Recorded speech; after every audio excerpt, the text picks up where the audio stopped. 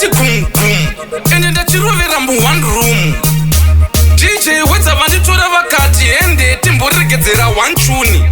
Certainly killing people silently. Kutamba uri kochko ndichi taura pocho. Ndakaunganidza zana remashoko. Ndakayetuka ndakatsemuka ndotenda demo rakatsemura muchiyeuka mendirerutsa nekuda kwaMwari ndakayambuka. Zvemanje manje makutondinzwa muchiita wekugugula. Kana makamutura unondiona via mobile paselula vanenge vari mpara isusu tinenge tichitodhulula. Handiti maiti pambura Mwari vakatomira ngiro dzikanditakura. Kudibaya kudisela mi aliguka Vanomaka yudifela. Yo ndakuvaridzira vhuvhuzela kana muchiri kuona kuti isusu hatife takafela. Mediate yuditela mi adipsoro you aditela. Mutori raincoat mi adi umbrella. Inini tinhu twangu tiri proper twenyu turi propela.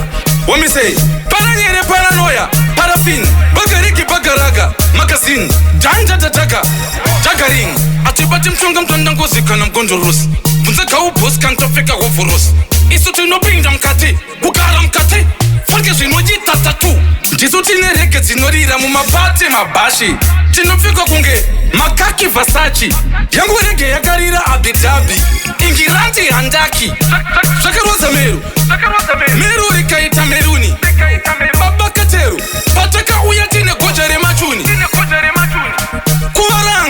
Kuvaranga tichivarangarira.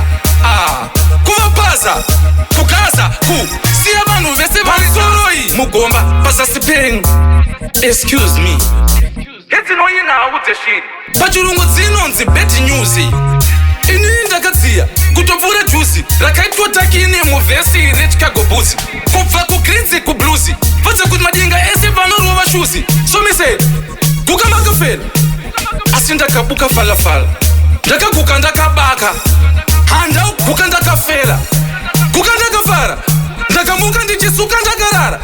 Yo handina kurepfuura sinuka ndakarara but ndakabuka kusvika ndichi